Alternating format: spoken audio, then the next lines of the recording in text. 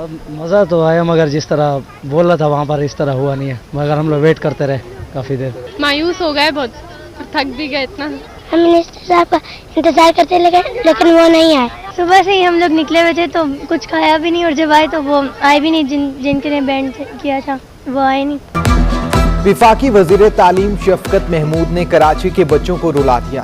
शफकत महमूद का national museum का दौरा ताखिर के शिकार। तलबा भूखे प्यासे विफाकी वजीर का इंतजार करते रहे। 100 से ज्यादा बच्चे थक हार कर वापस चले गए। बच्चों के गिले शिकवे टीचर्स ने इंतजामिया को भी तनकीद का निशाना बनाया। विफाकी वजीर तालीम बच्चों के इंतजार से लाइल निकले। शफकत महमूद कहते हैं बच्चे जल्दी कैसे आ गए, उनका तकरीब में आने का वक्त ही 4:15 बजे का था।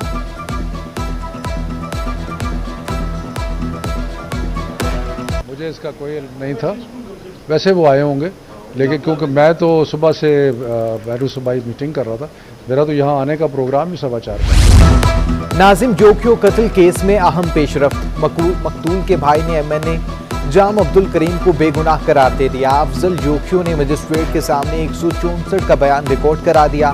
मुद्दई अफजल जोखियो ने बयान में कहा एमपीए जाम अवैस और दीगर मुलजिम भाई के कत्ल में मुलविस हैं। उधर मकतूल की बेवा ने अफजल जोखियो के बयान पर तहफ़्फ़ुज़ात का इजहार कर दिया। कहती हैं अफजल के ऊपर दबाव होगा, डरा धमका कर बयान लिया गया है, जाम अब्दुल करीम को माफ नहीं करेंगे। नाजिम जोखियो कत्ल केस में नया मोड़। भाई अफजल जोखियो ने मुकदमे में दहशतगर्दी की दिफात शामिल करने की दरख्वास्त वापस ले ली। अदालत ने दरख्वास्त लेने की बुनियाद पर केस निपटा दिया। अफजल जोखियो ने मुकदमे में दहशतगर्दी दिफात शामिल करने की दरख्वास्त दायर कर दी थी। नाजिम जोखियो कत्ल केस में नई तफ्तीशी टीम ने तहकीकात शुरू कर दी। उधर अदालत ने तमाम मुलजिमों को जुडिशल रिमांड पर जेल भेज दिया। तफ्तीशी अफसर को आइंदा समात तक तहकीकात मुकम्मल करने का हुक्म। केस की मजीद समात 2 दिसंबर तक मुलतवी।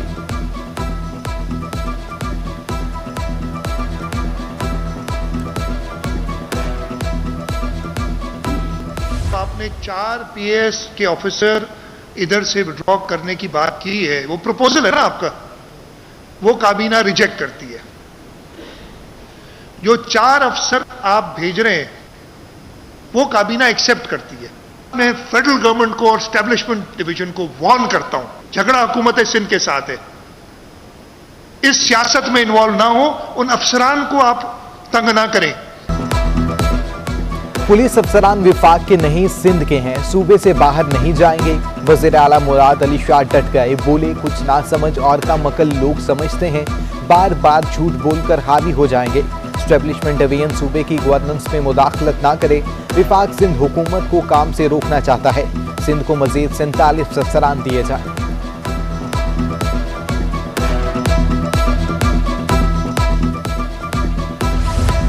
वज़ीर आला मुराद अली शाह सिंध के अफसरान को सियासी ना बनाए। अपोजिशन लीडर हलीम आदिल शेख का रद्द अमल आ गया। कहते हैं रोटेशन पॉलिसी पूरे मुल्क के लिए है। मुराद अली शाह का खौफ बता रहा है, पांव के नीचे से जमीन निकल रही है।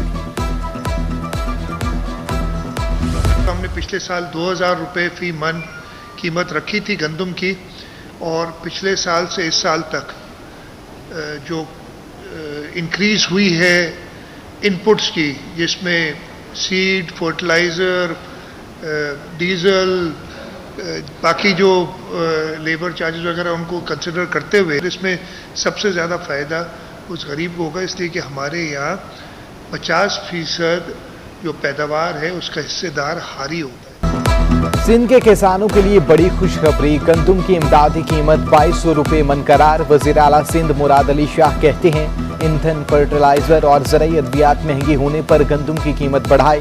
विफाकी हुकूमत बैरून ममालिक को फ़ायदा पहुँचाना चाहती है, अपने किसानों को नहीं। सिंध में इलेक्ट्रिक गाड़ियों की रजिस्ट्रेशन की इजाज़त दे दी गई।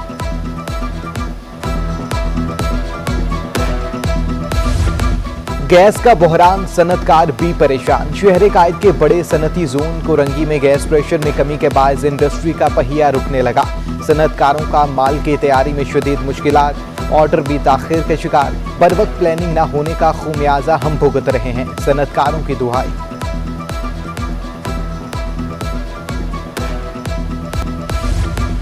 अदालती अहकामात पर अमल ना करना केडी अफसरान को महंगा पड़ गया। सरजानी टाउन में जमीनों पर कब्जे और अलॉटमेंट केस में DG KDA, director land, director enforcement को शॉकर्स नोटिस जारी। वकील ने कहा 12 साल से अदालती अहकामात पर अमल दरामद नहीं किया जा रहा।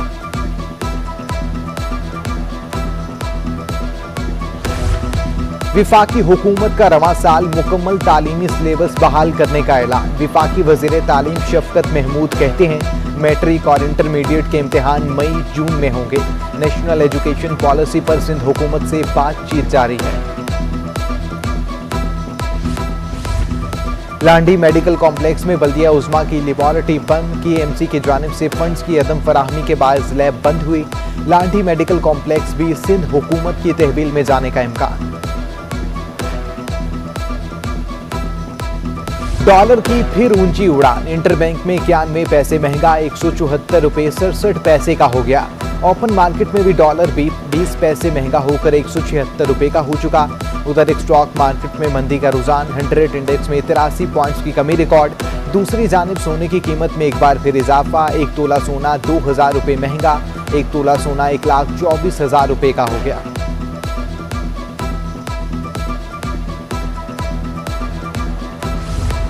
खाम तेल की कीमतों में कमी का रुझान। आलमी मार्केट में अमरीकी खाम तेल 46 सेंट सस्ता 77.09 डॉलर फी बैरल तक गिर गया। Bank mark London Brent oil की कीमत भी 35 सेंट कमी हो गई। कपास की फसल ने किसानों को मालदार बना दिया। रुई की कीमत में फिर इजाफा। मुल्क की तारीख की बुलंद तरीन सतह पर जा पहुंची। रुई 1000 रुपए महंगी होकर 18,000 रुपए फी मन हो गई। रवां साल कपास की मजमूई।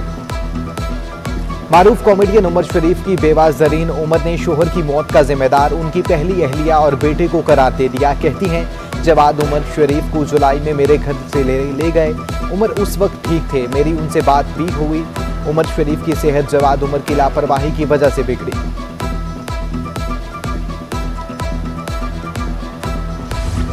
पाकिस्तान में रवां साल का तीसरा चांद ग्रहण कल होगा। चांद ग्रहण पाकिस्तान समेत यूरोप और वस्ती एशिया में देखा जाएगा। मकामी वक्त के मुताबिक चांद ग्रहण सुबह 11 बजे शुरू होगा जो शाम 5:03 पर खत्म होगा।